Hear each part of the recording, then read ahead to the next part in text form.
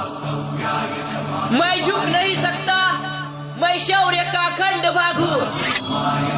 जला दे जो दुश्मन की रूह तक, मैं वही मराठों की आग हूँ।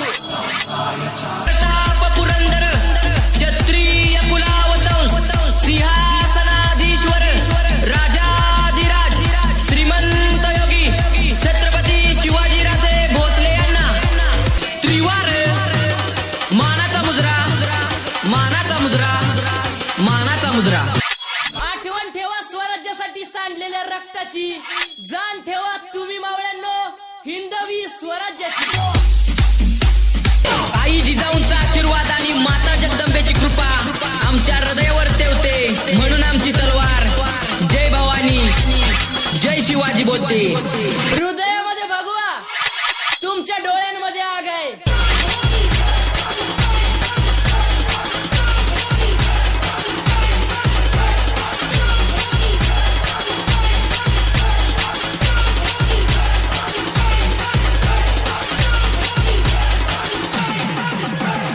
हिंदवी स्वराज्याची स्वप्ने आम्ही 16व्या वर्षी पाहतो, साक्ष हिंदवी स्वराज्याची आमच्या शिवशंभो देतो। शिवाजी शब्द उलटा वाचला तर जीवाशी आम्ही लढतो, मर्द मराठे मावळे आम्ही भल्या भल्याला लढतो। प्रेमानं आलिंगन देताना पाठीवर गद्दारीचा वार करायचा नसतो, वाघ नख्यानं मग आमच्याही दार आहे, आम्ही कोतळाच बाहेर काढतो, कोतळाच बाहेर काढतो। उगवत्या सूर्याची साक्ष शपथ आणि मावळत्या सूर्याला वंदन आम्ही करतो। शिवरायांचे मावळे आम्ही स्वराज्यासाठी जगतो आणि स्वराज्यासाठी मरतो।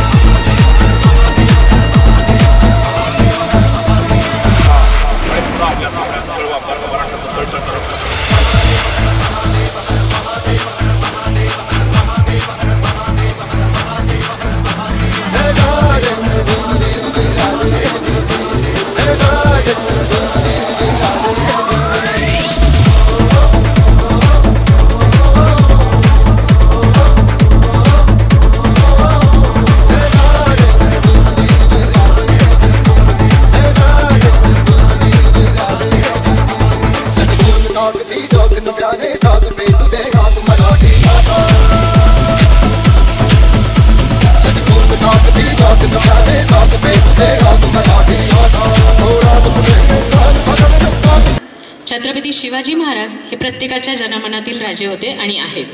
तर सर, मला यापूर्वी आपल्या हाती हा मंच सोपवण्यापूर्वी मला 1-2 मिनिटं बोलायला आवडेल। महाराजांचे विचार, कार्य तसेच महती सर्वांना कळावी आणि नुसती कळूच नाही तर त्यांच्या मार्गावर चालण्याची स्फूर्ती आम्हा सर्वांना मिळावी, म्हणून जिल्हा वकील संघ छत्रपती संभाजीनगर दरवर्षी हा कार्यक्रम आयोजित करत आहे। मला इथं अभिमानाने सांगायचं वाटते की सर्व जाती, धर्म, पंथ या सगळ्याच्या भिंती तोडून आमचा वकील संघ दरवर्षी हा कार्यक्रम आयोजित करतोय। तर आता मी मंचावर आमंत्रित करते ज्यांना आपण ऐकण्यासाठी आतुर असतात असे लोकप्रिय शिवव्याख्याते माननीय श्री गणेश शिंदे सरांना। जिल्हा वकील संघानं आयोजित केलेल्या या सोहळ्यासाठी आवर्जून उपस्थित असणारे मुंबई उच्च न्यायालय खंडपीठ न्यायमूर्ती माननीय संदीप कुमारजी मोरे साहेब, प्रमुख जिल्हा व सत्र न्यायाधीश श्रीमती इंगळे मॅडम, या कार्यक्रमासाठी आवर्जून उपस्थित असणारे ॲडव्होकेट मिलिंदजी पाटील साहेब, ॲडव्होकेट तीर्थराजजी चावरे, ज्यांनी मला या कार्यक्रमासाठी निमंत्रित केलं ते माझे मित्र ॲडव्होकेट सुनीलजी पडूळ, ॲडव्होकेट योगेशजी तुपे, समोर उपस्थित असणाऱ्या सर्व बंधू आणि भगिनींनो, मी असं काही विशेष मार्गदर्शन वगैरे करायला इथं आलेलो नाही आहे। खरं तर आयुष्यात कधीही कोर्टाच्या समोर उभं राहण्याची वेळ येऊ नये असं म्हटलं जातं। आज कोर्टासमोर बोलण्याची वेळ आली। मला मोजक्या काही गोष्टी या निमित्तानं व्यक्त करायच्यात।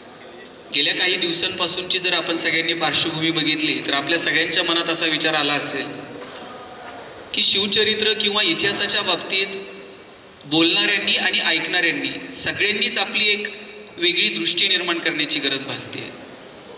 बोलणाऱ्यांनीही ठरवलं पाहिजे की कोणत्या विषयांना हात घालावा आणि ऐकणाऱ्यांनीही ठरवलं पाहिजे की यातनं नेमकं आपण काय घ्यावं. मला जर कुणी विचारलं इतिहासाकडे किती बघावं, तर मी असं म्हणेन, गाडी चालवताना ड्रायव्हरला पुढे जर पाहायचं असेल तर मोठी काच दिलेली असते आणि त्याला जर मागं बघायचं असेल तर छोटा आरसा दिलेला असतो. मागं किती बघावं तर छोट्या आरशात दिसतं ना तेवढंच मागं बघावं. तुम्ही जर मागे वळूनच पुढे चालायचा विचार करत असाल तर आपण कधी पुढे जाणार आहोत. इतिहासाकडे तितकंच बघावं जितकं छोट्या आरशात दिसेल आणि पुढे किती बघावं तर मोठ्या काचेमध्ये दिसतं ना तितकं डोळे विस्फारून पुढे बघावं. आपण रोज इतिहासातनं नको त्या गोष्टी उतरत चाललोय आणि मग त्यातून जातीमध्ये धर्मामध्ये तेढ निर्माण करणं. मला वाटतं काय पाहायचं ना याची दृष्टी विकसित होणं गरजेचं आहे. आणि माझा असा दावा आहे, मी जे काही तुमच्या समोर आत्ता बोलणार आहे या सगळ्या माझ्या गोष्टींमध्ये तुम्ही हो मध्ये हो मिसळला पाहिजे असा माझा आग्रह अजिबात नाही आहे. उलट मला वाटतं की मीच काय, माझ्यासारखे जे कोणी काय बोलत असतील इतिहासाच्या बाबतीत आपण सगळ्यांनी त्याची चिकित्सा केली पाहिजे. हे खरं आहे का, हे खोटं आहे का, हे हिताचं आहे का, समाजाच्या हिताचं आहे का. आणि जर तुम्हाला असं वाटलं की हे हिताचं आहे, खरं आहे, तर आपण ते स्वीकारावं. उगाच हो मध्ये हो मिसळू नये. मी जिथे पुण्यामध्ये राहतो माझ्या घराच्या शेजारी एक गार्डन आहे आणि त्या गार्डनमध्ये रोज एक आजी आणि तिच्या 4 मैत्रिणी गप्पा मारत बसलेल्या असतात. मी रोज तिथून जातो. एक दिवशी त्या आजीनं मला हटकलं, मला विचारलं, गणेश तू ते कपड्याचं दुकान सुरू केलंय, चांगलं चाललंय ना? साहेब माझं कोणतंच कपड्याचं दुकान नाही. इतरांची अपेक्षा अशी होती की मी थांबायला पाहिजे आणि आजीला म्हणायला पाहिजे, आजी तुझा काहीतरी गैरसमज होतोय, माझं काय कपड्या बिपड्याचं दुकान नाहीये. पण आपल्याला सवय हो मध्ये हो मिसळायचं, वेळ मारून न्यायची आणि पुढे निघायचं. आजीनं विचारलं कपड्याचं दुकान कसं आहे? मी म्हटलं 1 नंबर. आजी दुसऱ्या दिवशी पुन्हा भेटली. मला म्हटली तू ते भांड्याचं दुकान सुरू केलंय? म्हटलं एकदम जोरात. आजी रोज नवीन धंदा शोधून काढायची. मी रोज तिच्या हो मध्ये हो मिसळायचो आणि पुढे निघायचो. आज सकाळी आजी पुन्हा भेटली. तिच्याबरोबर 4 मैत्रिणी होत्या, माझ्याबरोबर 4 मित्र होते. आजीने विचारलं तू ते मेडिकल सुरू केलंय, चांगलं चाललंय ना? मी म्हटलं हां छान चाललंय. माझ्या मित्रांनी मला विचारलं कसलं मेडिकल आणि कधी सुरू केलं? आणि मी म्हटलं कशाचं मेडिकल आणि कशाचं काय. या आजीला कदाचित स्मृतिभ्रंश आहे म्हणून आजी विसरते. बघा मी माझ्या मित्रांना सांगत होतो आजीला स्मृतिभ्रंश असेल आणि माझ्या कानावर आलं, आजी तिच्या मैत्रिणींना सांगत होती मी तुम्हाला म्हटलं होतं ना याच्या डोक्यावर परिणाम आहे. याला काही म्हणा हे होच म्हणते, हे कशालाच नाही म्हणत नाही. योग्य ठिकाणी नाही म्हणता आलं पाहिजे की नाही. आपण कशालाच नाही म्हणायला तयार नाही होत. कुणीतरी चुकताना दिसतंय, सांगता आलं पाहिजे नाही हे चालणार नाही. मग ते कुटुंबात असेल, समाजात असेल, पण ते नाही म्हणायचं धाडस येत नाही. आम्ही हो मध्ये हो मिसळतो आणि पुढे चालतो. शिवाजी महाराजांचं वैशिष्ट्य काय माहिती आहे? ठणकावून सांगितलं नाही हे चालणार नाही. त्यावेळेस अनेक शूरवीर योद्धे होते, नाही असं नाही, अनेक शूर योद्धे होते, पण कुणी या सत्तांना नाही म्हणायला तयार नव्हतं. कुणी या अन्यायाच्या विरोधात नाही असं म्हणून आवाज उठवायला तयार नव्हतं. शिवाजी महाराज एकमेव योद्धे असे ठरले, तत्कालीन समाज व्यवस्थेमध्ये, तत्कालीन परिस्थितीमध्ये त्यांनी सांगितलं नाही हे चालणार नाही. काय परिस्थिती होती आजूबाजूची? इथं अनेक महिला बसलेल्या आहेत. एक मोजके 2 प्रसंग सांगतो. जेव्हा जिजाऊ आईसाहेबांचे वडील लखोजीराव जाधव आणि त्यांचे 3 तरुण मुलं सुलतानाला भेटायला गेले, मुजरे जडले. सुलतानानं मुजरे तर नाहीच स्वीकारले, पण लपून बसलेले मारेकरी बाहेर आले, सपासप वार झाले आणि एकाच दिवशी लखोजी जाधव आणि त्यांची 3 तरुण मुलं कपटानं मारलं गेलं.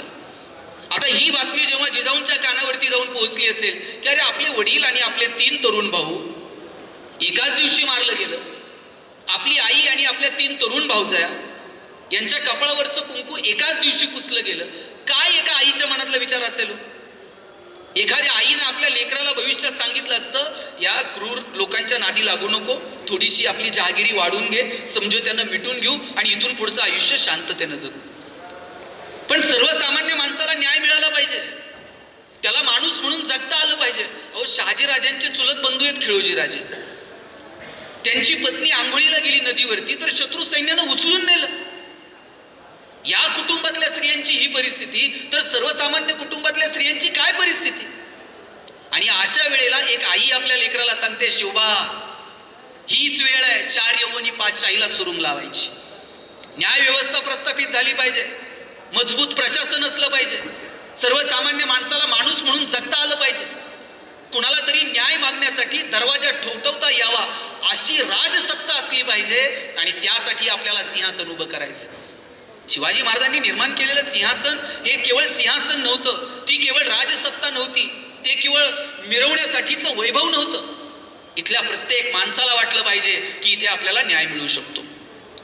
इथे प्रत्येक माणसाला असं वाटलं पाहिजे, माझ्यावर जर अन्याय होत असेल ना, तर न्यायासाठी मी कुणाच्या तरी दारात जावं अशी राजसत्ता इथे निर्माण झालेली आहे. आणि ही सत्ता निर्माण करण्यासाठी लिंबू टिंबू पोरं गोळा केली हो. त्यांच्या हातात शस्त्र दिली. ज्या पोरांच्या हातात नांगर होता, ज्या पोरांनी आयुष्यात तलवारी कधी हातात धरलेल्या नव्हत्या, त्या पोरांच्या हातात तलवारी दिल्या आणि प्रेरणा निर्माण केली की आपण आपलं एम्पायर उभं करू. अडचणी आल्या नाहीत का? अनेक अडचणी आल्या, पण या सगळ्या अडचणी दूर करत करत करत करत एक एक पाऊल उचललं. आणि मग शिवाजी महाराजांच्या एकंदरीत इतिहासातनं आज येणाऱ्या पिढ्यांनी काय शिकायचं? शिवरायांचा इतिहास हा फक्त ढाल तलवारीचा इतिहास नाही. आपल्या डोळ्यात 2-4 प्रसंग असतात. अफजल खानाचा पुतळा बाहेर काढला, शाहिस्त खानाची बोटं कापली, मिर्झा राजे जयसिंगांसोबत तह केला, 23 किल्ले देऊन टाकले. याच्या पलीकडं आणि एक फार तर मग आग्र्यावरून सुटका. याच्या पलीकडं आपण शिवचरित्राकडे पाहायला तयार नाही होत. मला असं वाटतं, शिवचरित्राकडे जर पाहायचं असेल, छत्रपती शिवाजी महाराजांची न्याय व्यवस्था काय होती, शिवाजी महाराजांचं स्त्रियांविषयीचं धोरण काय होतं, शेतकऱ्यांच्या संदर्भातलं धोरण काय होतं, निसर्गाच्या संदर्भानं शिवरायांची धोरणं काय होती, शिवाजी महाराजांचं जे अष्टप्रधान मंडळ होतं ते नेमण्या पाठीमागे राज्यांची कल्पना काय होती, उद्योग व्यापार व्यवसाय वाढीला लागावा याच्यासाठी स्वतःची कर प्रणाली विकसित केली, उद्योग व्यापाराला सुरक्षा दिली, याच्या पाठीमागची शिवरायांची धोरणं काय होती.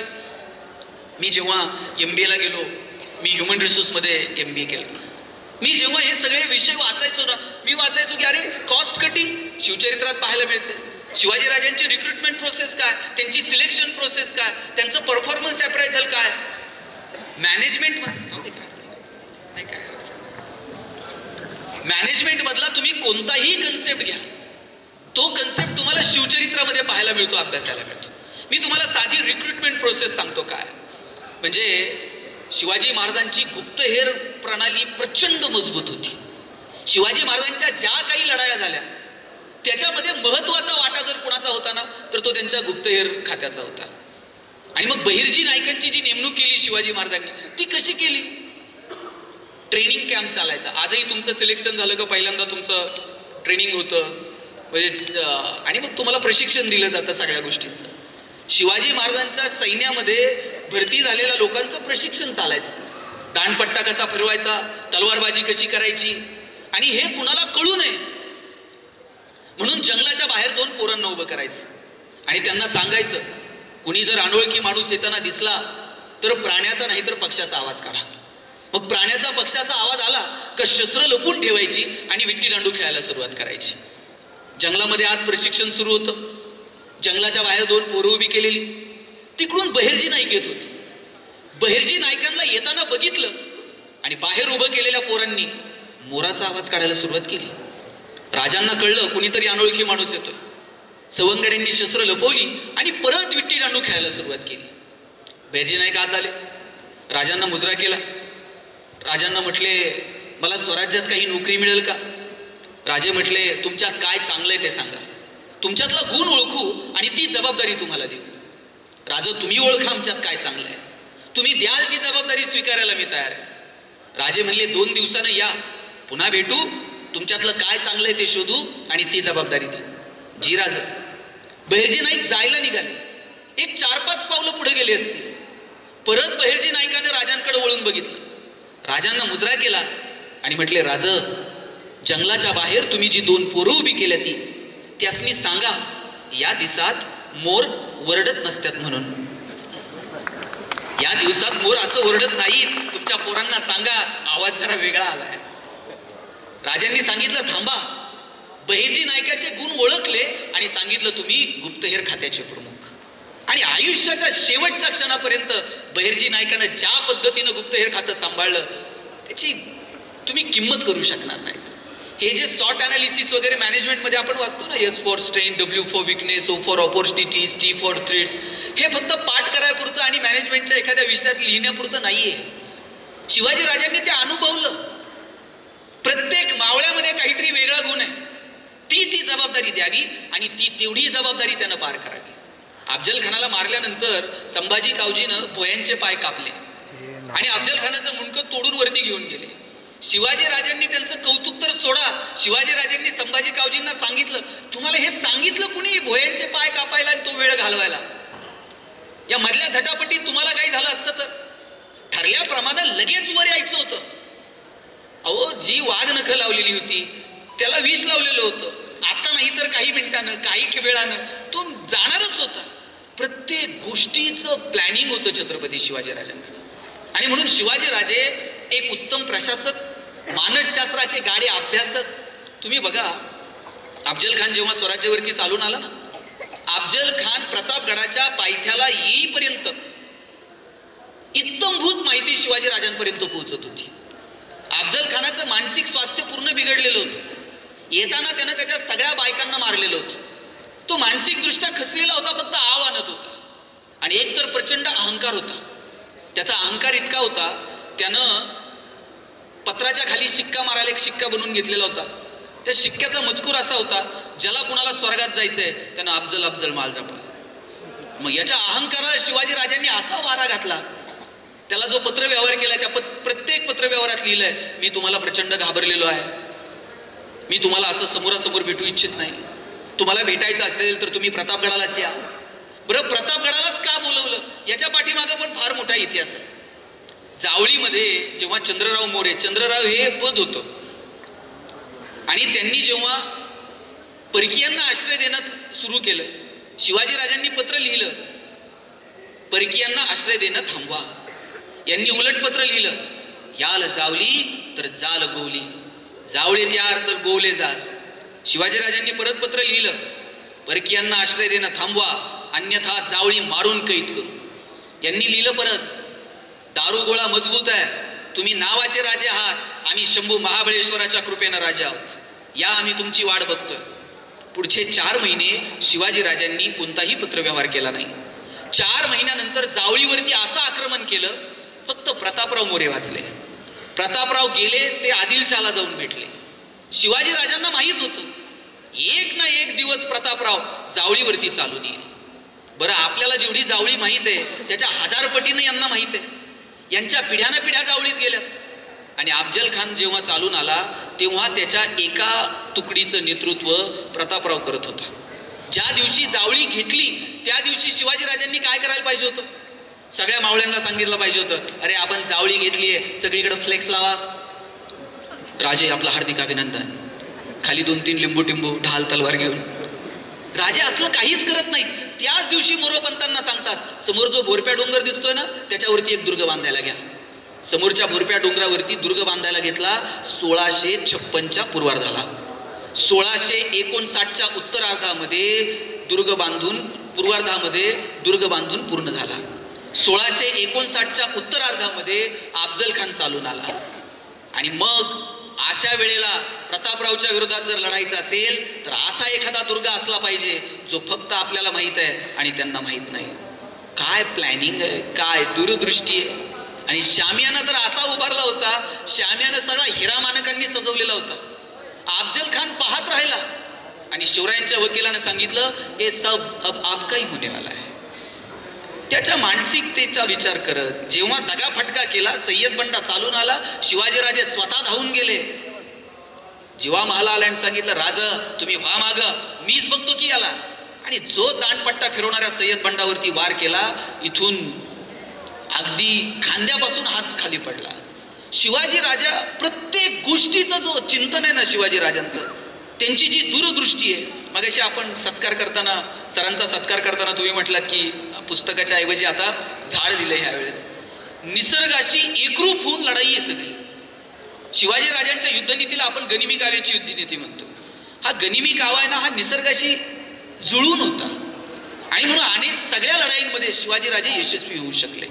मला आज एक सांगायचं आहे, शिवचरित्राकडे बघताना आपण या मोजक्या 2-3 गोष्टी जरी शिकलो ना, पहिली गोष्ट निसर्गासोबत जुळून घेणं. शिवाजीराजे यशस्वी झाले, निसर्गासोबत जुळून घेतलं. आणि ते नुसतं दाखवायपुरतं जुळून घेतलेलं नाही. शिवाजीराजांच्या लढायाच निसर्गावरती अवलंबून होत्या. शिवाजीराजांनी खेड शिवापूरमध्ये आमराई उभी केली. तिथल्या पाटलाला अगोदर पत्र लिहिलं, आमराई नुसती नावाला उभी करायची नाहीये, तिथं अगोदर पाण्याची सुविधा आहे का ते बघा. 3 वर्ष तिथल्या पाटलानं अगोदर पाण्याची व्यवस्था केली आणि मग आमराई उभी केली. एवढं जरी शिवरायांकडनं शिकलो ना, की झाडं ही फक्त सत्कारात द्यायची नाहीत, ती वाढवली पाहिजेत, टिकवली पाहिजेत, लावली पाहिजेत. आपण झाडं लावतो नाही असं नाहीच आहे, पण आपण फॉर्मॅलिटी म्हणून झाड लावतो. वाढदिवसाला झाड लावायचं, दुसऱ्या दिवशी पेपरला फोटो, तिसऱ्या दिवशी पेपर गायब, चौथ्या दिवशी झाड गायब. पुढच्या वाढदिवसाला खड्डा तोच असतो, झाड फक्त नवीन असतं. सकाळी कार्यकर्त्यांनी झाडं लावायची, दुपारी बकऱ्यांनी झाडं खायची, संध्याकाळी कार्यकर्त्यांनी बकऱ्या खायच्या. पिट्टम फाट. आम्ही कुणाला फसवतोय? निसर्गातला प्रत्येक घटक महत्वाचा आहे हे शिवरायांना समजलं. शेतकऱ्याच्या बांधावरची झाडं तोडू नका. काही कामासाठी झाडं लागणार असतील तर कोणती झाडं तोडायची आणि कोणती नाही याचे पत्रव्यवहार आहेत शिवरायांचे. झाडं जर तोडली, शेतकऱ्याला त्याचा मोबदला द्या. अरे सार्वजनिक पाणवठ्याची सुविधा ठेवा, सार्वजनिक पाणवठ्यांना सुरक्षा पुरवा. आम्ही आजही ते पुरवू शकलेलं नाही. काय परिस्थिती सार्वजनिक पाणवठ्यांची? मी साहेब नगरमध्ये माझं छोटंसं गाव आहे. कधी जर आजोबांसोबत जर जनावरं चारायला घेऊन गेलो, मला आठवते येताना त्या जनावरांनी नदीवर पाणी प्यायचं आणि गुराख्यानं सुद्धा त्याच नदीला असे गुडघे खाली टेकवायचे, पाणी हातानं पुढे ढकलायचं आणि झऱ्याला तोंड लावून पाणी प्यायचं. खेड्यापाड्यातली जर कुणी माणसं असतील इथं, आपण सगळेजण लहानपणी नदीला गुडघे टेकून पाणी पिलेलं आठवते की नाही? आता मला एक नदी दाखवा जिथं तुम्ही गुडघे टेकून पाणी पिऊ शकता. एक नदी ठेवली नाही. सगळीकडे जलपर्णी, प्लॅस्टिकच्या पिशव्या. शिकलेली माणसं प्लॅस्टिकच्या पिशव्यांमध्ये निर्माल्य टाकून गाठणी विटणी मारून नदीत टाकतात. मुंबईमध्ये एक गाय मरून पडली, डॉक्टरांनी पोस्टमॉर्टम केलं तर 75 ते 80 किलो प्लॅस्टिक त्या गायीच्या पोटामध्ये सापडलं.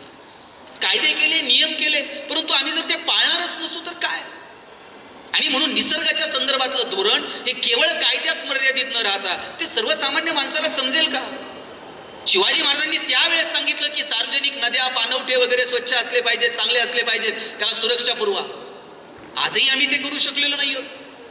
आज तर इथपर्यंत येऊन ठेपलं, आपल्याला पाण्याची बाटली 20 रुपये लिटरनं विकत घेऊन पिण्याची वेळ आली. ज्यानं कुणं 20 रुपये लिटरनं पाणी विकायला सुरू केलं असेल, लोकांनी वेड्यात काढलं असेल. पाणी कुठे 20 रुपये लिटरनं विकतात का? आणि विकलं तर कोण घेईल का?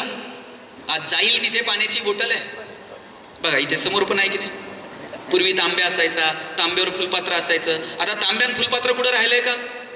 मला वाटतं फार फार तर ते सुपारी, साखरपुडा, टिळा असल्या कार्यक्रमात असेल. आणि काही दिवसानं तिथं पण दिसणार नाही. गुरुजी सांगणार, मुलाचे मामा बाटली घेऊन या. इथपर्यंत येऊ देऊ नका. दिल्ली गव्हर्नमेंटला निर्णय घ्यावा लागला, तुमच्या मालकीच्या जरी गाड्या असल्या तरी रोज बाहेर काढू नका, ऑड डे गाड्या बाहेर काढा. इतकं हवेचं प्रदूषण. जी दिल्लीची बोंब आहे तीच मुंबईची, आणि तीच उद्या इकडे संभाजीनगरला यायला वेळ लागणार नाही. आणि म्हणून निसर्गाशी जुळवून घेणं हे आपण शिवचरित्रातनं शिकणार आहोत की नाही? ते फक्त ढाल तलवारीपर्यंत मर्यादित राहू नये. शिवाजी राजांचं प्रशासन बघा काय. आता मगाशी शेती आणि शेतकरी याच्या संदर्भाने चर्चा करत होतो. शिवाजी राजांच्या काळात एकाही शेतकऱ्यानं आत्महत्या केलेलं कुठंतरी नोंद आहे का? एखाद्या बकरीमध्ये मला दाखवा बरं. संकट नव्हती का? अनेक संकट होती. दुष्काळाची परिस्थिती होती, रोगराईची परिस्थिती यायची, अनेक आक्रमण व्हायची, पण आधार होता की अरे ज्याला बैलजोडी नाही त्याला बैलजोडी द्या, ज्याला बियाणं नाही त्याला बियाणं द्या, ज्याला शेती नाही त्याला शेती द्या. शेतकऱ्याच्या भाजीच्या देठाला जरी हात लावला तर त्याला मुसक्या बांधून दरबारात हजर करा, असा फरमान आहे छत्रपती शिवरायांचा. आणि केवळ शेती नाही, शेतीवर आधारित असणारे उद्योग व्यवसाय हे सुद्धा मजबूत असले पाहिजेत. इकडं कोकण किनारपट्टीवरती पोर्तुगीजांनी जहाजं उभी केली आणि कर आकारायला सुरुवात केली. राजांनी पोर्तुगीजांना दम भरलाय. किनारपट्ट्या आमच्या, उद्योग व्यवसाय आमचा, व्यापार आमचा, बाजारपेठ आमची, आणि कर लादणारे तुम्ही कोण? करबीर तुम्ही लादायचं नाही, आमची कर प्रणाली आम्ही मजबूत उभी करू. सुरत लुटली शिवाजी महाराजांनी, ती केवळ पैशांसाठी लुटली नाही, सुरतेमधल्या व्यापाऱ्यांना दम भरला, तुम्हाला जर व्यापार उद्योग व्यवसाय करायचा असेल तर दिल्लीत बसलेला औरंगजेब इथं येणार नाही. तुम्हाला आमचे नियम, आमच्या अटी, आमची करप्रणाली तुम्हाला मजबूत ठेवावी लागेल आणि ती स्वीकारावी लागेल. मला वाटतं शिवाजी महाराजांचं जे उद्योग व्यवसायाच्या संदर्भातलं जे धोरण होतं ते आम्ही समजून घेणार आहोत की नाही. आजही आम्हाला असं वाटत नाही की आमच्या पोरांनी उद्योगात यावं, व्यवसायात यावं, व्यापारात यावं. आम्ही त्यांच्या पाठीमागं हंटर घेऊन उभे आहोत. ए बाबा काही कर, नोकरी कर.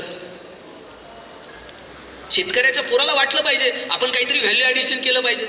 साधा तुरीला चाळा मारून जरी बाजारात विकायला नेली तरी 2 रुपये जास्त मिळतात. जळगाव वगैरे भागामध्ये मी गेलो होतो, केळी पिकवणारा शेतकरी, अहो तिथली माणसं आता रस्त्याच्या कडेला त्यांनी वेपर्सच्या भट्ट्या सुरू केल्यात. त्या शेतकऱ्याला कळायला लागलंय हे व्यापारी येईल घेऊन जाईल, पण हे 2-4 महिने जे पर्यटक इकडे जाणार आहेत, जाता जाता भट्ट्या सुरू केल्या, 4-2 रुपये मिळायला लागले.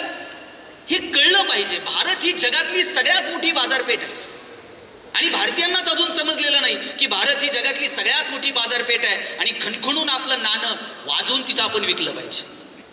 त्यासाठी अपेक्षित असणारे विचार आम्ही पोरांपर्यंत पोहोचवत नाही. शिवाजी महाराजांना वाटलं बाजारपेठ मजबूत असली पाहिजे, आपल्याला अजून समजलेलं नाही. काय परिस्थिती महाराष्ट्राची उद्योग व्यवसायाच्या संदर्भानं. टायरवाले केरळचे, किराणा व्यवसायात पटेल, हार्डवेअरची दुकानं भोरींची, बांधकाम व्यवसायात युपी चलो, गवंडी सगळे बिहारचे, सुतारकामात राजस्थानी, हॉटेल सगळी दक्षिणात्यांकडं, चायनीजच्या गाड्या पूर्वांचलचे तरुण चालवतात.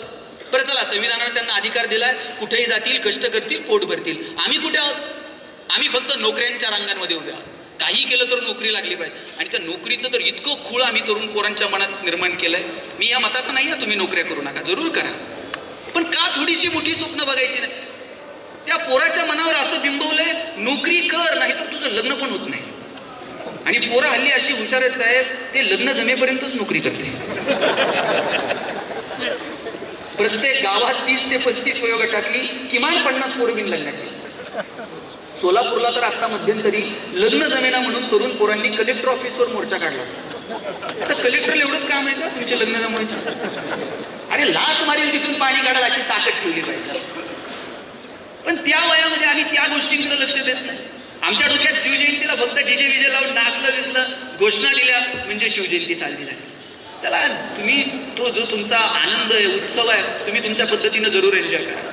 पण शिवचरित्रातनं आम्ही काय घेतलं? अरे शहाजीराजे जिजाऊंच्या पोटी जन्माला आलेला एक मुलगा एक स्वप्न बघतो आणि पाहता पाहता हिंदवी स्वराज्य निर्माण केलं जातं. ही साधी गोष्ट आहे? बरं तिथं काय होतं? पकडलं गेलं तर थेट मृत्यूच आहे, याची जाणीव आहे की नाही? पण तरी सुद्धा नाही, लढेंगे जीतेंगे, काय भावना आहे. मग ही प्रेरणा आम्ही का घ्यायची नाही? बरं आता काय आपल्याला शिवचरित्रातनं प्रेरणा घेऊन लगेच ढाल तलवार घेऊन सगळ्यांना सीमेवर जाऊन लढायचंय का? देश म्हणून आपली लढणारी यंत्रणा आहे, संशोधनाच्या क्षेत्रात काम करणारे संशोधक आहेत, न्याय व्यवस्था त्या क्षेत्रात काम करणारी तुम्ही सगळी माणसं आहात. प्रत्येकाचं क्षेत्र वेगळं आहे. आपण आपल्या क्षेत्रामध्ये आपल्याला आपलं काम प्रामाणिकपणे करता येईल का? इतकीच फक्त भावना शिवचरित्रातनं घेतली ना तरी सुद्धा वेगळं काही सांगायची गरज नाहीये. पण आम्ही मोठी स्वप्न बघायला तयार नाही होत. पोरगं जर स्वप्न मोठं बघत असेल तर आई वडील म्हणून आम्ही त्याला स्वप्न बघू देत नाही होत. पोरगं काही वेगळं करायला गेलं का बापानच त्याला सांगायचं अंथरून पाहून पाय पसर, अंथरून पाहून पाय पसर. चला ते पोरगं हातपाय खुडून मरून गेलं, पण बापानं त्याला कधी हातपाय पसरू दिले नाहीत. बापानं तर सांगितलं पाहिजे हातपाय पसर, अंथरुणाचं काय करायचं तुझा बाप बघल. एवढी धमक आम्हाला त्याच्यात निर्माण करता आली पाहिजे. शहाजीराजे जर म्हटले असते शोभा हे औरंगजेब वगैरे यांच्या काय नादी लागू नका, आपलं सुपा परगाना थोडीशी जहागिरी वाढून घेऊ, शांततेत जगू. जिजाऊ साहेब जर म्हटले असत्या शोभा हे असलं काही करायचं नाही, आपलं जरा जुळून घेऊ आणि शांततेत आयुष्य जगू, कसं स्वराज्य निर्माण झालं असतं? आपण पोराला सांगितलं पाहिजे चल प्रशासनात आहे. मला छान वाटलं जेव्हा मी सरांचा परिचय ऐकत होतो. सामान्य कुटुंबात जन्माला आलेला एक माणूस आपल्या सगळ्या ज्ञानाच्या बुद्धिमत्तेच्या जोरावरती इथे येऊन पोहोचतात, या पदांवरती येतात. तुम्ही सिस्टीम आहे ना, सिस्टीमला शिव्या घालून सिस्टीम बदलता येत नाही. If you want to change the system first you have to reach there and then you can change it. तिचा भाग बना. आपण आपल्या पोरांना सांगितलं पाहिजे का तू प्रशासनात यायचं नाही. एखादा चांगला आयुक्त मिळाला तर तो सगळ्या शहराचं कायापालट करून टाकतो. एखादा चांगला कलेक्टर मिळाला सगळ्या जिल्ह्यामध्ये तो बदल करून टाकतो. एखादा चांगला लोकप्रतिनिधी मिळाला तो सगळा मतदारसंघ बदलतो. एखादा प्रामाणिक उद्योजक तयार झाला 10-5 हजार पोरांच्या हाताला तो काम देतो. का आपण मोठी स्वप्न बघायची नाही? आपल्या डोक्यात फक्त नोकरी नोकरी आमच्याकडे तर एखादं लग्न जमे ना, त्याच्या मित्रानं त्याला सांगितलं, म्हणला टेन्शन घेऊ नको, मुलीकडचे बघायला आले ना पगार जरा वाढून सांगायचं. त्या मुलीच्या वडिलांनी विचारलं पगार किती? बरं यानं जरा अंदाज घेऊन सांगायचं. हे म्हणताय 1.5 लाख. मुलीचे वडील म्हणले तुझ्याकडे बघून तर वाटत नाही 1.5 लाखाचं. हे म्हणते नाही, तसा फिक्स 1.5 लाख आहे, कटिंग करून 8,000 हातात येतो म्हणून. आपण किती दिवस फसवणार आहोत? आमच्याकडे तर एक बाग आहे, त्या बागेमध्ये 1 क्लर्कची जागा भरायची होती आणि एका क्लर्कच्या जागेसाठी 1,000 पोरांनी ऍप्लिकेशन केलं. आता जागा एक आहे म्हटल्यानंतर किती जणांना नोकरी मिळेल? एकालाच मिळणार आहे, बाकीचे 999 घरी जाणार आहेत. एका पोराचं सिलेक्शन झालं, त्याला अपॉइंटमेंट लेटर साईन करून मिळणार. त्याच वेळेला बागेतला शिपाई पळत आला आणि त्यानं विचारलं, त्या शिपाईने सांगितलं साहेब याला नोकरी देऊ नका. म्हणे काय झालं? त्याचं तर सिलेक्शन झालंय. नाही म्हणे नोकरी देऊन उपयोग नाही, बागेतलं जे गोरीला माकड आहे ते मेलंय. आता गोरीला जर बागेत नसेल तर लोक येणार नाही, लोक आली नाही बागेचं उत्पन्न वाढणार नाही, बागेला जर उत्पन्नच नाही तर नवीन भरती करता कशाला? याला तुम्ही नोकरी देऊ नका. स्वाभिमान शून्य पिढी जन्माला घातली. त्या पोराचा त्याच्या ज्ञानावर विश्वास नाही, त्याच्या मनगटावर विश्वास नाही. त्या पोरानं थेट त्या मॅनेजरचे पाय पकडले. म्हणला साहेब तोंडात आलेला घास काढू नका, पडेल ते काम करेल, नोकरी द्या. ते बागेतला मॅनेजर म्हणला पाय सोड, तुला नोकरी क्लर्कची देतो, फॅसिलिटीज क्लर्कच्या मिळतील, पगार क्लर्कचा मिळेल, पण जोपर्यंत बागेत गोरीला येत नाही तोपर्यंत तुला काम मात्र गोरीलाचं करावं लागेल. पोरगा म्हणला पगार आहे ना, आणि मग गोरीला तर गोरीला.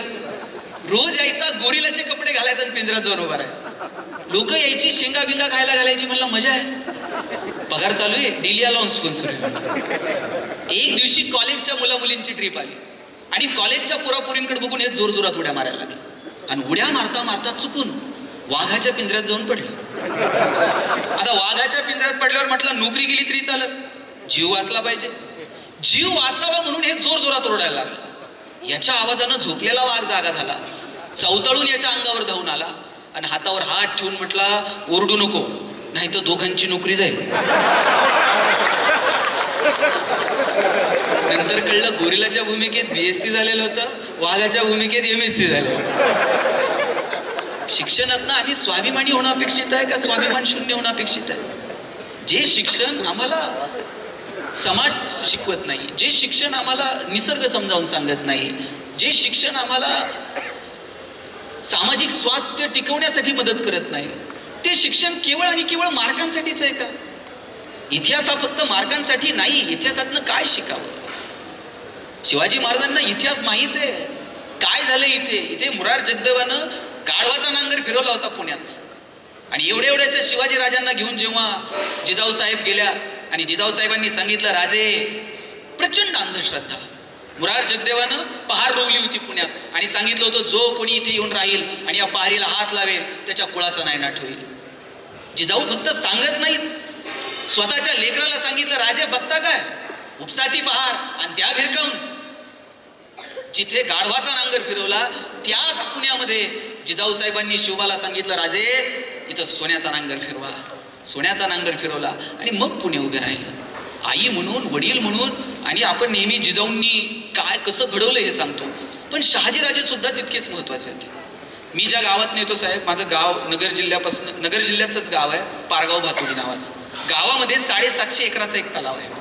1624 साली तिथे एक लढाई झाली, म्हणजे मोगल आणि आदिलशाह पहिल्यांदा एकत्र आले होते आणि निजामशाही संपवायचं दोघांनी ठरवलेलं होतं. शहाजीराजांच्या मनात तेव्हा विचार आला, आता जर निजामशाही संपली तर ते हिताचं नाही आणि मग निजामशाहीला वाचू आणि निजामशाहीच्या आडून आपण स्वराज्याचा विचार मांडू. आणि तसा प्रयोग केला. मूर्तिजाला मांडीवरती घेतलं आणि शिवाजी राजांनी त्याच्या आडून शहाजीराजांनी स्वराज्य उभं करण्याचा प्रयत्न केला. दुर्दैवानं तो फसला. 1624ला जेव्हा मोगल आणि आदिलशाह एकत्र आले, 80,000ची फौज घेऊन मेहकर नदीच्या काठावरती होते. मलिक अंबरचं वय 80-82 वर्ष होतं आणि तरणे बाण शहाजीराजे त्यावेळेस लढाईला उतरले. रात्रीतून पारगाव भातोडीचा तलाव फोडून टाकला आणि त्या प्रवाहामध्ये पाण्याच्या मोगलांचं आणि आदिलशहाचं सैन्य वाहून गेलं. शेवटची जी झटापट झाली त्यात शहाजीराजांचे बंधू शरीफजी राजे धारातीर्थी पडले. पण त्यानंतर मात्र शहाजीराजांचा असा दबदबा भारतातल्या इतिहासामध्ये आणि राजकारणामध्ये निर्माण झाला. एक म्हण प्रचलित झाली, उत्तरेत शहाजहान आणि दक्षिणेत शहाजी. आणि मग त्याचा फायदा घेत शहाजीराजांनी स्वराज्याची संकल्पना मांडली, बिंबवली. आणि अगदी तसाच प्रकार अफजल खानाला जेव्हा मारलं त्यानंतर शिवाजीराजांच्या आयुष्यात झाला. शिवाजीराजांचा पण एक दबदबा निर्माण झाला. आणि पहा, एखादं यश मिळाल्यानंतर तिथे थांबायचं नसतं किंवा त्या यशानं हुरळून जायचं नसतं. आपण थोडं यश मिळालं तर हुरळून जातो आणि थोडं अपयश आलं की खचून जातो. शिवाजीराजे कोणत्याही अपयशानं खचून जात नाहीत आणि कोणत्याही यशानं हुरळूनही जात नाहीत. अफजल खानाला मारल्यानंतर एखाद्या म्हटले असते, चला आधी आऊसाहेबांना जाऊन भेटू, हत्तीवरून साखर वाटू. पुढचे 1.25 वर्ष जिजाऊ साहेबांची आणि शिवाजीराजांची भेट झालेली नाही. अफजल खानाला मारल्यानंतर 1.25 वर्ष मायलेक भेटलेले नाहीत एकमेकांना आणि पुढच्या 18 दिवसात पन्हाळा काबीज केला. तो जो दबाव तयार झाला त्या दबाव तंत्राचा असा वापर केला शिवाजीराजांनी, जे सुटले एक एक किल्ला पादंकरात करत स्वराज्य असं वाढवत गेले. मला वाटतं हे जे ना, हा संयम, ही आक्रमकता, वेळप्रसंगी माघारही घेणं, हे शिवाजीराजांच्या इतिहासातनं शिकावं. ज्या ज्या वेळेस ना असं वाटेल ना मनात, आता काही उरलं नाही जगण्यात, आता सगळीकडनं अपयशानं घेरलेलं आहे, त्या वेळेस शिवचरित्रातला एक प्रसंग वाचायचा आणि तो म्हणजे आग्र्याहून सुटका. कमबॅक काय असतं ना आयुष्यात, म्हणजे एखाद्या आपण म्हणतो ना, अरे या माणसानं भन्नाट कमबॅक केलं, संपला होता. हे कमबॅक हे बाकीचे सोडावं, इकडचे तिकडचे उदाहरण, एखाद्या उद्योगातलं अपयश, व्यवसायातलं अपयश आणि त्यातून कुणीतरी पुन्हा भरारी घेणं. आयुष्यात कमबॅक काय हे जर बघायचं असेल तर आग्र्याहून सुटका आणि शिवचरित्रातले हे 2 प्रसंग वाचायचे. 23 किल्ले दिलेत मिर्झा राजे जयसिंगांना. बरं, किल्ले दिल्यानंतर नुसते किल्ले दिले नाहीत, औरंगजेबाला भेटायला जावं लागलं आग्र्याला. जाताना शिवाजी राजे उरलेले जे किल्ले आहेत ना त्या सगळ्या किल्ल्यांची आधी पाहणी केली. म्हणजे भेटायला चाललेत, आता 23 किल्ले दिलेत आणि आता उरलेल्यांकडे काय बघायचंय, आधी औरंगजेबाला भेटू, त्याच्याशी चर्चा करू आणि मग आल्यावर बघू, असं नाही. उरलेल्या एका किल्ल्याची पाहणी केली. कुठं काय कमी जास्त, सगळीकडे अन्न धान्य मजबूत आहे का, आणि त्या सगळ्या किल्ल्यांची पाहणी करून मग आग्र्याला भेटायला निघाले. बरं, जाताना एकटे जाऊ शकले असते, एवढ्याशा संभाजीराजांना सोबत घेऊन गेले. आता मधला जो प्रवास आहे, या मधल्या प्रवासामध्ये शिवाजीराजांचं आणि संभाजीराजांचं काही तर बोलणं झालं असेल की नाही? काय बोलले असतील शिवाजीराजे संभाजीराजांना? स्विस बँकेत आपला अकाउंट आहे, पासवर्ड सांगतो, पुण्यात आपले 2 फ्लॅट आहेत, काय बोलले काय असतील? शिवाजीराजांनी सांगितलं असेल, शंभूराजे, आतापर्यंत तुम्ही जिंकणं बघितलं, आतापर्यंत तुम्ही यश बघितलं, आयुष्यातला संघर्ष सुद्धा जवळून बघा, चला माझ्यासोबत. घेऊन गेले. तिथं गेल्यानंतर औरंगजेबानं संभाजीराजांना एक हत्ती भेट म्हणून दिला आणि थोडीशी गंमत करावी म्हणून दिलेर खान म्हटला, शंभूराजे आप इतने छोटे हो और हाथी इतना बड़ा है, इस हाथी को आप महाराष्ट्र में कैसे ले जाओगे?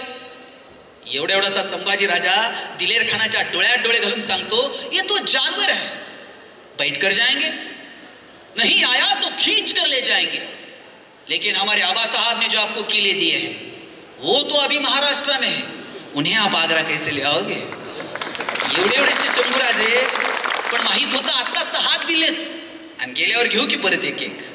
असं पेटून उठणं काय असतं ना, हे शिवरायांकडनं शंभूराजांकडनं शिकावं. दत्ताजी शिंदे तर असं रक्ताच्या थारोळ्यात कोसळलेले होते. मानेवरती तलवार ठेवून विचारलं, क्यों पाटील और लढोगे? आणि त्याही अवस्थेत दत्ताजी शिंदे म्हटले, क्यों नाही, बचेंगे तो और भी लढेंगे. ही जी जगण्याची खुमखुमी आणि उर्मी आहे ना, ही आपल्यामध्ये असली पाहिजे. एवढे किल्ले दिले आणि अपमान किती हो. थोडासा अपमान वाटला की माणसं लगेच चवतळून उठतात, लगेच बदला घेण्याचा प्रयत्न करतात. आयुष्यात काही ठिकाणी संयम ठेवावा लागतो आणि काही ठिकाणी स्वाभिमानही दाखवावा लागतो. म्हणजे हे जे जगण्याचं तारतम्य आहे ना, हे शिवाजीराजांना भारी कळून चुकलं होतं. आग्र्याच्या सभागृहामध्ये आजपर्यंत कुणीही अशी उंच मान करून औरंगजेबाच्या समोर बोललेलं नव्हतं. आवाज वाढवणं बिडवणं तर सोडा, मान वर करून सुद्धा बघायचं नाही. मुजरे करायचे, 10-12 पावलं मागं यायचं, पण आलमगीर औरंगजेबाला कुणी पाड दाखवायची नाही. शिवाजी राजा एकमेव राजा आहे. अपमान झाला, रामसिंगाला जा विचारला, आम्हाला इथं अपमान करायला बोलवलं, हा अपमान आम्ही सहन करणार नाही. अरे जे आम्हाला पाठ देऊन पळाले ते माझ्या समोर उभे. पहिल्यांदा कुणीतरी असा आवाज त्या सभागृहामध्ये गाजवला. अशी मर्दुमकी जर कुणी गाजवली असेल आग्र्याच्या सभागृहात तर ती छत्रपती शिवाजी महाराजांनी गाजवली. आणि हे बघतोय कोण? हे सोबत आलेले एवढेसे संभाजीराजे बघतायत, परकीयांच्या गोटात आग्र्यात आपले वडील काय स्वाभिमानानं उत्तर देतात. लक्षात घ्या, आपण संभाजीराजांना छावा म्हणतो. छावा कोणालाही म्हणत नाहीत साहेब, त्याच्यासाठी बाप सिंह असावा लागतो. बाप सिंह म्हणून छावा जन्माला. शिवचरित्रातनं काय शिकायचं? येणाऱ्या पिढ्यांनी आदर्श घ्यावा असं आपण वागलं पाहिजे. प्रत्येक बापानं जर हे ठरवलं ना, माझ्या पोराला हेवा वाटेल असं मी जगेल, तरी क्राईम कमी होईल. प्रत्येक आई बापाला जर असं वाटले ना की माझ्या येणाऱ्या पिढ्यांनी आमच्याविषयी 4 शब्द चांगले सांगावेत असं जगून दाखवू, तरी तुमच्यावरचा बऱ्यापैकी लोड कमी होऊन जाईल. आणि लक्षात घ्या, आपण जसं सांगू तसं येणारी पिढी वागत नाही, आपण जसं वागू तसं येणारी पिढी वागत असते. आपण सांगायचं व्यसन करू नये, घरात असा सुविचार लिहून ठेवायचा आणि संध्याकाळी पोराला सांगायचं जा जरा चुलीवर सिगरेट पेटून आण. पोरगा असं येतं जसं ऑलिम्पिकची ज्योत घेऊन आले. बाप कानातनं धूर काढतोय, सगळीकडे सांगतात जादूगार बाप आहे, कानातनं धूर. आपण काय पेरत आहोत?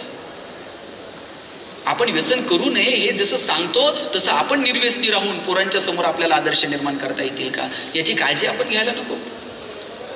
आणि म्हणून शिवचरित्रातनं 3 गोष्टी आपण अधोरेखित कराव्यात. एक म्हणजे निसर्ग, दुसरी गोष्ट म्हणजे समाज आणि तिसरी गोष्ट म्हणजे अर्थकारण. निसर्गाशी जुळून घेऊ, सामाजिक ऐक्य ठेवू.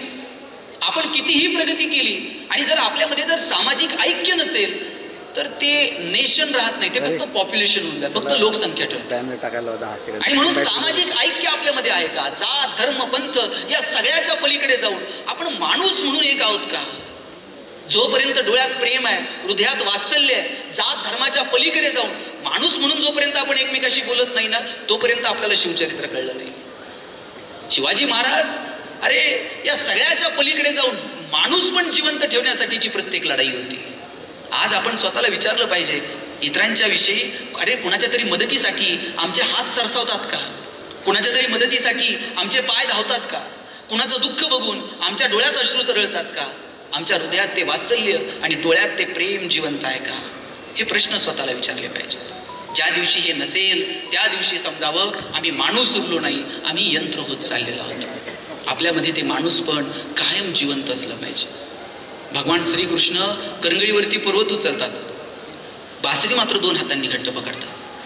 ज्याला करंगळीवरती पर्वत उचलता येतो त्यानं बासरी तर गरगर फिरवली असते, पण करंगळीवरती पर्वत उचलणारा कृष्ण बासरी घट्ट पकडतो, कारण त्याला ठाऊक आहे पराक्रम हा रणांगणात गाजवायचा असतो आणि नात्यांमध्ये प्रेम जपायचं असतं. आपण उलट केलं, आपण रणांगणात शस्त्र ठेवून दिली आणि नात्यांमध्ये पराक्रम गाजवले. किंवा फक्त तुकोबरायांचं एक विधान लक्षात ठेवा, जोडून या धन उत्तम व्यवहार. आमचा व्यवहार उत्तम असला पाहिजे. आजच्या तारखेला जर मला कोणी विचारलं चांगला माणूस कोणता, या जातीतला, या धर्मातला, या गावातला, त्या देशातला, या पक्षातला, मी म्हणेल ज्याचा व्यवहार चांगला तो माणूस चांगला. परवा पेपरला बातमी वाचली, एक लग्न बैठकीत शेवटच्या मिनिटाला मोडलं. आधी सगळं पसंत होतं, मुलीच्या मामानं नंतर सिबिल स्कोर विचारला आणि लग्न मोडलं. पोरांना सांगा पैसे कमवू, आपण चांगल्या मार्गाने कमवता येतील का? शॉर्टकट नाही आयुष्यात कुठल्या गोष्टींना.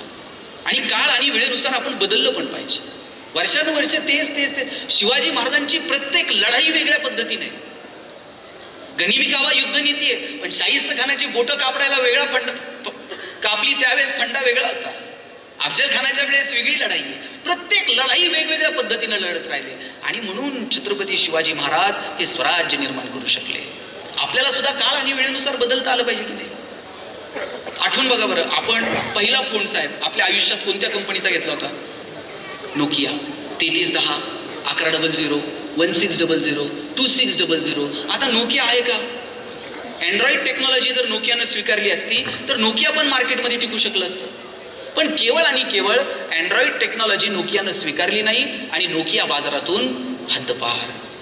हा कॅमेरा कोणत्या कंपनीचा दादा? सोनी. आता कॉडॅक आहे का?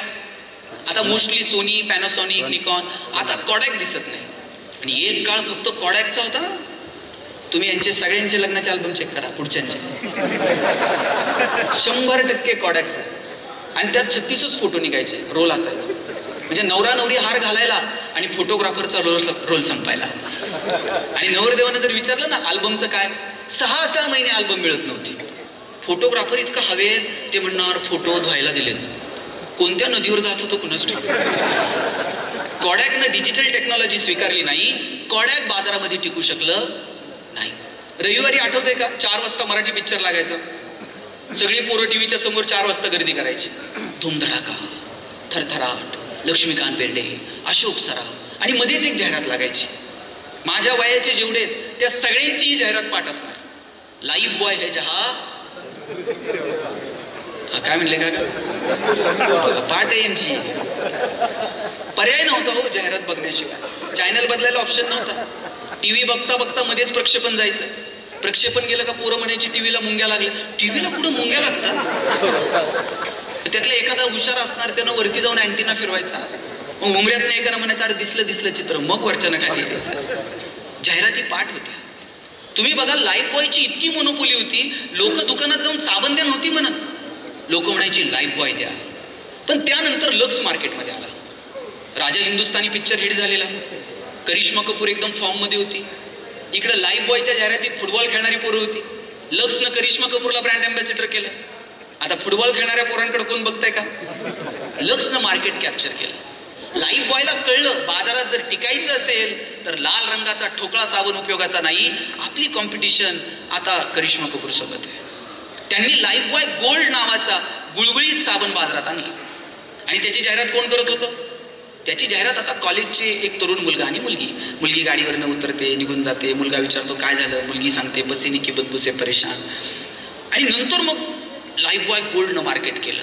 मला सांगा कोविडमध्ये एक तरी साबण अशी जाहिरात करत होता का? आमचा साबण सुगंधी आहे, तो लावल्यावर तुम्ही गोरे व्हाल. कोविडमध्ये कुणाला गोरं व्हायचं पडलं होतं? प्रत्येक साबण एकच जाहिरात करत होता, 99.9% कीटाणू से मुक्ती. कोविडमध्ये संतूर मम्मी बिम्मी काही नव्हतं, फक्त कीटाणू आणि मुक्ती. आणि सर मला मोती साबणाचं गणित अजून समजलेलं नाही. मोती वर्षभर कुठं असते काय माहित, ते दिवाळीलाच येते. वर्षभर झोपताय, दिवाळीला म्हणताय उठा उठा, मोती साबणात आंघोळ करायची. त्यानं ठरवून घेतलंय वर्षभर कुणाला काय करायचंय ते करा. आपलं मार्केट दिवाळी. आपल्याला आपलं मार्केट ठरवता आलं पाहिजे. आम्हाला आमचं मार्केट ठरवता आलं नाही. काय होतं 84-85 पर्यंत दुबईमध्ये फक्त तेलाचे पैसे होते. आज जगातला सगळ्यात बिझिएस्ट एअरपोर्ट दुबई, जगातला सगळ्यात ट्रॉफिएस्ट मॉल दुबई. पर्यटनाच्या क्षेत्रात दुबई कुठच्या कुठे निघून गेलं. आम्हाला काय वाटलं नाही? 22 पोरांनी एकत्र येऊन संभाजीनगरमध्ये एखादी कॉपरेटिव्ह संस्था तयार करावी, एखादी पर्यटन संस्था तयार करावी. जगभरातल्या लोकांनी इथं यावं, इथल्या पर्यटनाच्या अनेक गोष्टी आहेत त्या विकसित कराव्यात. आता मी जेजुरीला गेलो होतो. 2-4 कॉलेजची पोरी जेजुरीला आलेली आणि एक पोरगा जेजुरी गडाचे फोटो काढत होता. मी त्याला विचारलं काय करतो रे फोटो काढून? म्हणला दादा किती दिवस बॅनर लावायचे, चलो दुबई चलो सिंगापूर. म्हटलं मग? म्हणलं मी दुबईत बॅनर लावणार आहे, चलो जेजुरी. दुबईतली लोक जेजुरीत आली पाहिजेत म्हणला. आणि म्हणलं आणून काय करणार? काय नाही म्हणला, खालून वर गडावर त्यांना पाय घेऊन जाणार आणि एकदा का ते घामाघूम झाले मग त्यांना लेक्चर देणार किती कॅलरीज बर्न झाल्या. आणि रात्री म्हणला 2-2 हजार रुपये तिकीट काढून त्यांना जागरण गोंधळ ऐकायला लावतो का नाही बघा. मला हेवा वाटतो की जी मुलं चौकटीच्या पलीकडे जाऊन काम करतात. एवढासा देश आहे हो इस्राईल, पण जगाला हेवा वाटेल असं तंत्रज्ञान कृषी क्षेत्रामध्ये विकसित केलं. आम्हाला 60-70 वर्ष गेली हे कळायला की पाणी हे पिकाला द्यायचं असतं, पाटाला नाही. आता कुठे आम्ही ड्रोन टेक्नॉलॉजी वगैरे विकसित करायला लागलो. मी आता चेंबूरला गेलो होतो होमी भाभा इन्स्टिट्यूटला व्याख्यानाला.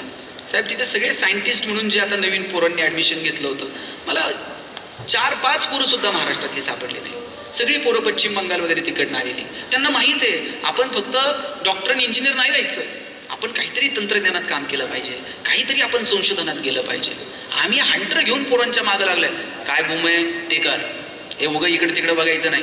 एक काळ डीएडचा होता. डीएडला जर नंबर लागला त्यांनी परत मागच बघायचं नाही. आणि दोघं नवरा बायको जर जिल्हा परिषदला, काय करिअर होतं. त्याच्यानंतर इंजिनिअरिंग वाल्यांचा बूम होता. एखादाच इंजिनियर असायचा गावात. आणि गावात जर पाहुणे आले त्यांनी जर विचारलं ना इंजिनियर साहेब कुठं राहतात, अख्खं गाव त्या पाहुण्याला इंजिनियरच्या घरी नेऊन सोडत होतं. आता तुम्ही गावात जाऊन विचारा इंजिनियर साहेब कुठं राहतात, ते म्हणते नाव सांग, प्रत्येक घरात 4 आहेत. आणि आफ्टर कोविड आता मेडिकलचा बूम आहे. प्रत्येक आईबापाला वाटतंय पोरगं मेडिकलला गेलं पाहिजे.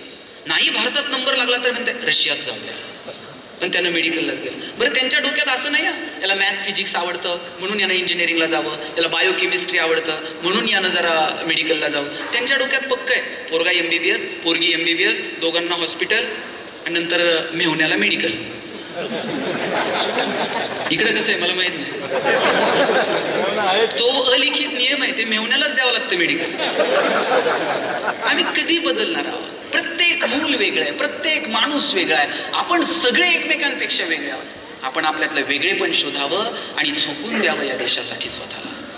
आज आपण सगळेजण न्याय व्यवस्थेमध्ये काम करणारी माणसं आहोत. इथं अनेक वकील संघात काम करणारी सगळे उच्च शिक्षित माणसं आहेत. जेव्हा इथं माणूस येतो ना, जुनी लोक म्हणायची शहाण्यानं कोर्टाची पायरी चढू नये. आपली जबाबदारी येणाऱ्या काळात की ही म्हण आपण बदलवली पाहिजे.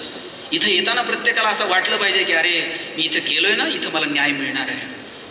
ही भावना त्या लोकांमध्ये निर्माण झाली पाहिजे. तुमच्याकडे माणूस लगेच येत नाही हो. ते तिथं गावात आदळतंय, आटपतंय, काहीतरी करतंय, ह्याला मध्यस्थी घाल, त्याला मध्यस्थी घाल, कुठूनच नाही झालं तर मग शेवटी ते इथे येतंय.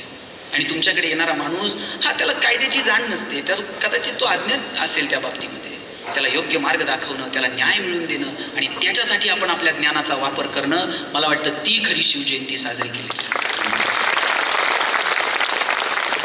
लोकांना असं वाटलं पाहिजे की अरे आम्ही इथं गेलो आता आम्हाला न्याय मिळणार आहे. ती भावना लोकांमध्ये निर्माण व्हावी, याच्यासाठी काम करायचं आहे.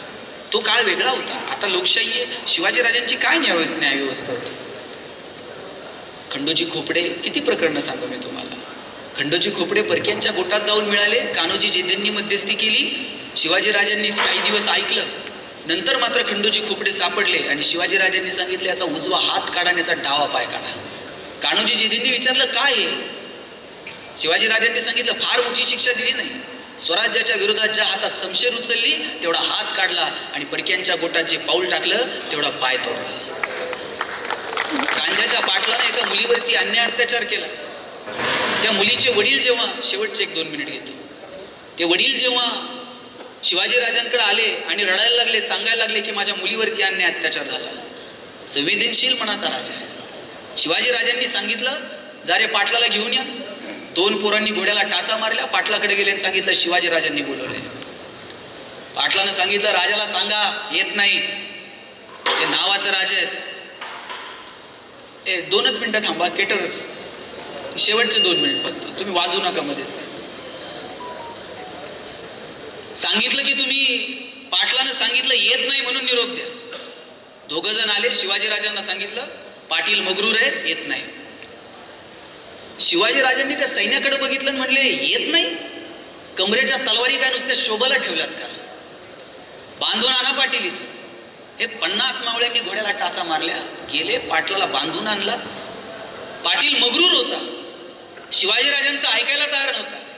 शिवाजीराजांनी आदेश दिला याचे दोन्ही हात काढा, दोन्ही पाय काढा आणि गाढवावर बसून पाटील गावाकडे पाठवा म्हणले. रुबाबात गेले पाहिजेत. काय दहशत होती. स्त्रियांकडे जर वरती डोळे करून कुणी जर बघितलं ना तर त्याचे डोळे काढा असा आदेश दिला. आता परिस्थिती बदलली आहे. आता आपल्याला सगळ्या चौकटीत पाहून न्याय द्यावा लागतो. त्याला मर्यादा आहेत, निश्चित मान्यता आहे. परंतु कायद्याची तत्पर अंमलबजावणी आणि योग्य मार्गदर्शन या गोष्टीसाठी मात्र आपण कंबर कसू शकतो. आणि मला वाटतं वकील संघानं जर ते ठरवलं की आपण आणि कायदा सुव्यवस्था म्हणजे आलेल्या तुमच्या आशिलाला न्याय मिळवून देणं इथपर्यंत नाही. सर्वसामान्य माणसामध्ये कायद्याची जागृती व्हावी. कधीतरी एखाद्या आपल्यापैकी कुणाला तरी वाटलं पाहिजे मी ग्रामीण भागात जाईल, तिथल्या स्त्रियांशी बोलेल, त्यांना कायदा समजावून सांगेल. कधीतरी एखाद्या डॉक्टरला वाटलं पाहिजे हो मी माझी ओपीडी बघणं हे तर मान्य आहे, पण कधीतरी मी प्राथमिक आरोग्य केंद्राला भेट देईल, कधीतरी तिथल्या डॉक्टरशी बोलेल. इंजिनियरला कळतं इथं किती रुपयानं प्लॉट घ्यायचा, किती TDR आणि किती FSI आणि किती रुपयानं विकायचं. पण त्याला वाटलं पाहिजे पालिकेच्या रस्त्याचं काम सुरू असताना 2 मिनिट मी रस्त्यावरती थांबेल, पालिकेच्या इंजिनियरला विचारल जरा एस्टिमेट बघू, मला पण थोडंफार रस्त्यातलं कळतं. हे ज्ञानाला जेव्हा समाजाभिमुख होईल ना ज्ञान, तेव्हा त्या ज्ञानाची मजा यायला लागेल. आणि म्हणून आपण सगळी ज्ञानवंत बुद्धिवंत माणसं आहात. आपल्या ज्ञानाचा उपयोग समाजाला होईल का याच्यासाठी आपण सगळ्यांनी काळजी घ्यावी. जाताना इतकंच सांगायचं आहे, मस्त राहा, हसत राहा. शिवाजी राजे आणि त्यांच्या कित्येक मावळ्यांनी आपल्या प्राणांची आहुती दिली. शिवा काशीद न्हावी समाजात जन्माला आलेला पोरगा होता. पन्हाळ्याच्या वेड्यातून शिवाजी राजे निसटले पाहिजेत. शिवा काशीद पुढे गेला आणि म्हटला, राज मी दिसतो तुमच्यासारखा, मी जातो परकीयांच्या गोटात शिवाजी बनून. शिवाजी राजांचा वेश परिधान केला आणि परकीयांच्या गोटात गेला. शिवा काशीदला माहित नव्हतं का काही वेळानं आपण पकडले जाऊ आणि पकडल्यानंतर मारले जाऊ. का शिवा काशीदला म्हटलं राजांना, ते मी पकडल्यावर बघा चांगलं वकील द्या, शेवटपर्यंत लढा, मला सोडवा काही करू. माहित होतं आपण पकडले जाणार, आपण मारले जाणार, तरी सुद्धा गेला. आणि मरताना म्हटला, जगताना शिवा न्हावी म्हणून जगलो, पण मरताना मात्र शिवाजी महाराज बनलो. काय डिवोशन आहे. हिरोजी इंदलकर इंजिनियर होता शिवाजी राजांच्या सगळ्या कारकिर्दीतला. रायगड बांधायची जबाबदारी हिरोजीवरती दिली. रायगड बांधून पूर्ण झाला आणि हिरोजी गेले शिवाजी राजांकडे दगड घेऊन. दगडावरती लिहिलं होतं, सेवेच्या ठाई तत्पर हिरोजी इंदलकर. शिवाजी राजांनी विचारलं, हिरोजी दगड कशाला आणला? राज, रायगडाच्या शेवटच्या पायरीला दगड लावायची परवानगी द्या. हिरोजी, तुम्ही दुर्ग बांधला, शेवटची पायरी कशाला? वर कमानीवर लावा की. कमानीवर नाही राज, रायगडाच्या शेवटच्या पायरीला दगड लागला पाहिजे. शेवटची पायरी का हिरोजी? राज, ज्या वेळेस तुम्ही रायगडावर याल त्या वेळेला तुमच्या पायाची धूळ फक्त आमच्या मस्तकाला लागली पाहिजे, दुसरं काही नको. राजा, काय डिवोशन आहे होय स्वराज्याच्या प्रती, राज्याच्या प्रती. मला वाटतं हे डिवोशन या देशाच्या प्रती आमच्यामध्ये निर्माण व्हायला हवं. इथला मातीचा कण न कण आम्हाला आमचा वाटला पाहिजे. कोर्टाच्या आवारात अशी थुंकायची कोणाची हिंमत झाली नाही पाहिजे. या मातीसाठी लोकांनी रक्त सांडलंय, या मातीसाठी लोकांनी प्राणांची आहुती दिली आणि आम्ही पिचकाऱ्या मारून सगळ्या सरकारी इमारतींचे जिने बिने लाल रंगीत करून टाकले. साधं बसमधून जाताना सुद्धा तिथला पंच काढून आणतो. कोणती भावना आहे ही? विकृत मानसिकता कमी झाली पाहिजे. आम्हाला वहीत लिहायला वेळ नसतो, पण सार्वजनिक शौचालयांच्या भिंतींवरती नको ते लिहायला कुठून वेळ मिळतो? कधी आम्ही या मानसिकतेवरती काम करणार आहोत? महापुरुषांच्या जयंतीच्या आणि पुण्यतिथीच्या निमित्तानं फक्त घोषणा देणं यात धन्यता नाहीये, त्या तर जरूर द्या.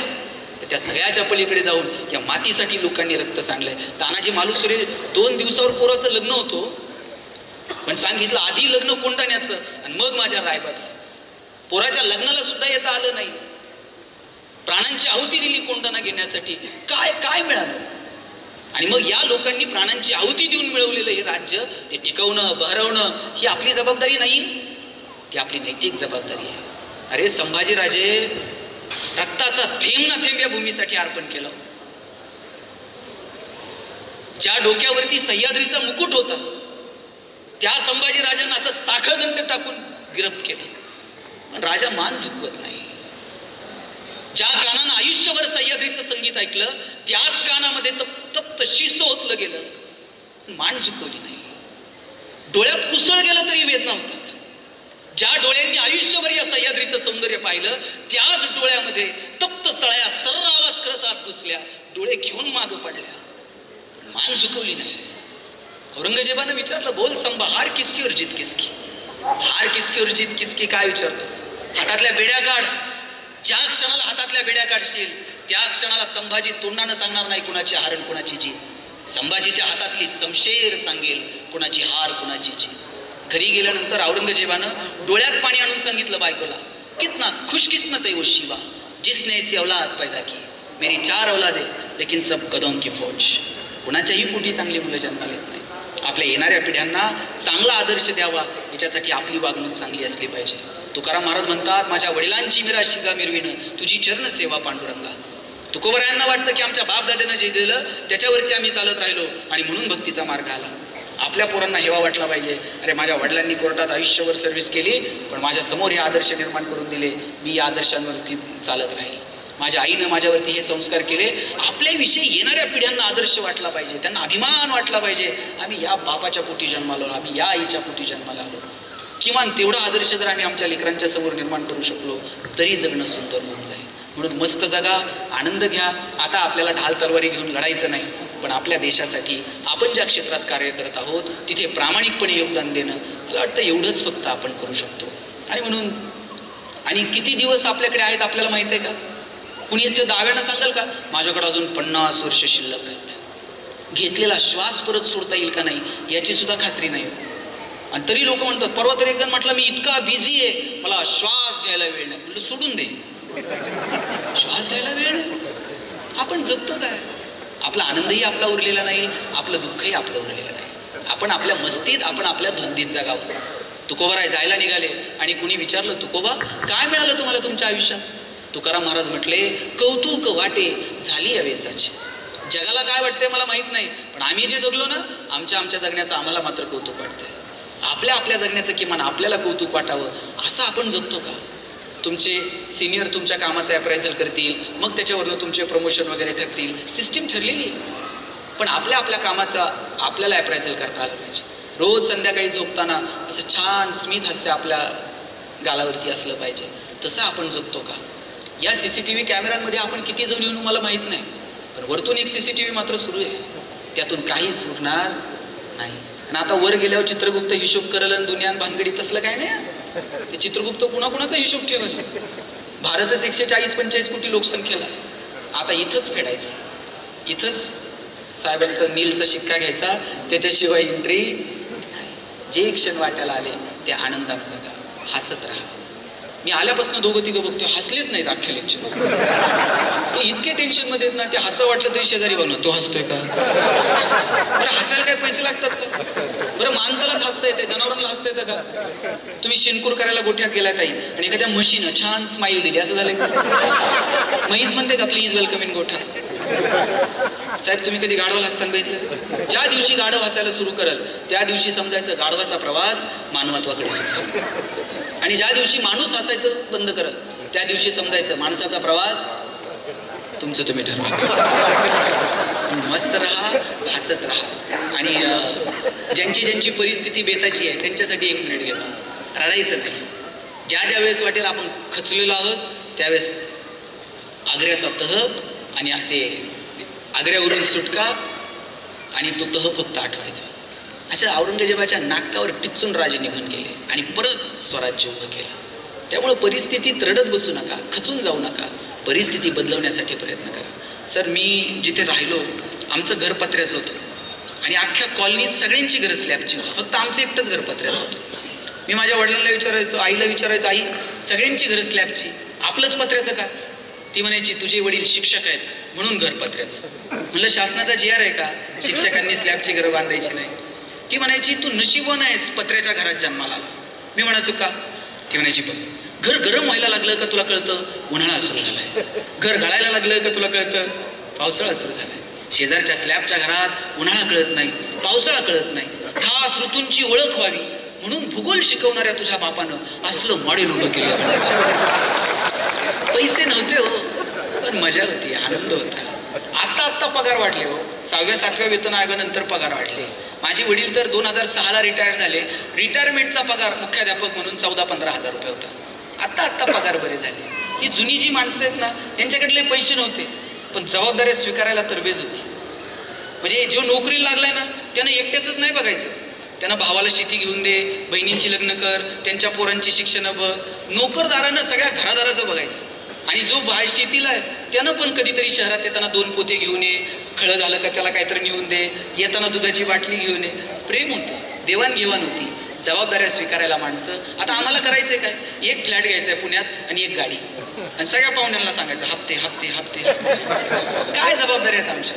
काही नाही. अहो गाडी नव्हती, बायको जर कधी म्हणली चला इथून नेवाशाला जाऊ देऊ, मित्राची गाडी घ्यायची 2 व्हीलर, त्यात निम्म पेट्रोल, त्यात निम्म रॉकेल. इथं निम्म रस्त्यात वाळूंच्या पुढे गेलं का गाडीतलं पेट्रोल संपलं, मग गाडी वाकडी करायची. हे तंत्रज्ञान फक्त भारतात आहे, जगात पुढं गाडी वाकडी करत असतील असं मी बघितलं. आणि वाकडी करून जर चालू झाली नाही, पुढे वेगळे सायंटिस्ट होते, ते टाकीत फुकणार. यानं टाकीला तोंड लावल्यावर तर बायको असं बघायची कोणत्या मुहूर्त याची माझी गाठ फिरली. अशात बायकोनं नुसता खांद्यावर हात ठेवू द्याव, कित्येकांच्या गाड्या बिना पेट्रोलच्या नेवायच्या. आता AC गाड्यांमधून नवरा बायको फिरतात, बायको तिकडच्या खिडकीतनं तिकडे बघते, नवरा इकडच्या खिडकीतनं इकडे बघते, ड्रायव्हर मधल्या आरशातनं दोघांकडे बघत असतो. बोलत का नाही? साधनं वाढत गेली पण संवाद मात्र कमी झाला. तो संवाद कमी होणार नाही याची काळजी घ्या. येणाऱ्या पिढ्यांच्या समोर शिवाजी महाराजांचा आदर्श निर्माण करता येईल का याच्यासाठी सातत्यानं प्रयत्न करा. शिवाजी महाराज फक्त मार्कांसाठी नाहीत, शिवाजी महाराज 4 मार्काला, संभाजीराजे 5 मार्काला, तुकाराम महाराजांचा अभंग अवघड आहे, ऑप्शनला टाकू, त्याच्याऐवजी दुसरं काहीतरी वाचू. परवा तर 10वीतला पोरगा मला विचारत होता, सर यावर्षी मराठीच्या पेपरला ज्ञानदेव पडणार आहेत का तुकाराम पडणार? मी म्हटलं हे पडतील कसे ज्यांनी महाराष्ट्र उभा केला. फक्त मार्कांसाठी नाही तर जगण्याला प्रेरणा देण्यासाठी इतिहास अभ्यासता येईल का याची काळजी आपण सगळ्यांनी घ्यावी आणि मग आपण विचारांची शिवजयंती साजरी करावी असा आशावाद या ठिकाणी व्यक्त करतो. सुनीलजी, आपण मला इथे बोलवलं आणि इथे बोलण्याची संधी दिली. मी सगळ्या जिल्हा वकील संघाचे मनापासून आभार मानतो आणि खरं तर न्यायमूर्ती साहेब आणि जिल्हा सत्र न्यायाधीश आपणही ऐकलं. म्हणजे मला असं अपेक्षित होतं की उद्घाटन झाल्यानंतर ते थांबणार नाहीत, ते तिकीट झाले, परंतु आपण इतका वेळ इथे थांबलात त्याबद्दल तुमचेही मी मनापासून आभार मानतो. तुम्हा सगळ्यांना शिवजयंतीच्या मनापासून शुभेच्छा देतो आणि थांबतो. जय जिजाऊ, जय शिव. तर एक विनंती अशी आहे की आमच्या वकील संघाकडून विनंती अशी आलेली की कुणाच्या कविता पुढे येतात, कुणाच्या मागे राहतात. आणि एक दिवशी अचानक अवधूत गुप्तेंचा फोन आला की गणेश, आपण एक बॉईज फोर चित्रपट करतोय आणि त्यात ही कविता घेऊयात. आणि मग नंतर ती सोशल मीडियावर चित्रपटात सगळीकडे व्हायरल झाली. मी ती लिहिलेली, ती गायलेली नाही आहे, ती अवधूत गुप्तेंनी संगीतबद्ध केलेली. जिथे जाईल तिथं मला म्हणतात ते म्हणा, पण मला ते गाता येत नाही. गायला गळा लागतो, माझ्याकडे नरडे आहे. चालेल? काय सांगू राणी मला गाव सुटना, कसं सांगू राणी मला गाव सुटना, बंद गळ्या मंदी माझं मावे नाग अंग, जिंच्या कापडा मंदी दुनिया झाली कशी तंग, जो तो आहे राणी आपल्या धुंदीमध्ये दंग, मानसांनी मानसांचे सोडले का रंग, म्हाताऱ्याच्या धोतराची गाठ सुटना, काय सांगू राणी मला गाव सुटना, पारी आली सरी गेली झाली त्याची तारी, पदव्यांच्या ढिगाऱ्यात पाठी राहिली कोरी, कॉलेजच्या कट्ट्यावरती गर्दी झाली सारी, आपऱ्या चिपऱ्या कपड्यामंदी फिरती साऱ्या पोरी, म्हातारीच्या डोहीवरला पदर हटना, काय सांगू राणी मला गाव सुटना, शहरातली गाडी बघा धुमच गाणं गाती, भावनांनी भावनांशी तोडली का नाती, ओल्या चिंब पावसात ओली चिंब माती, शारदाच्या चांदण्यात भिजल्या कागराती, सरजा राजाची जोडी माग हटना, काय सांगू राणी मला गाव सुटना, गावाकडची माणसं आमची कशी साधी भोळी, प्रेमाच्या या रंगामध्ये रंगते आमची होळी, दिवाळीच्या सणासाठी जमली ही मंडळी, सुरसुरीच्या सुरामंदी चाखू पूर्ण पोळी, चुलीवरल्या भाकरीची चवही सुटना, काय सांगू राणी मला गाव सुटना, कसं सांगू राणी मला गाव सुटना, गाव सुटना.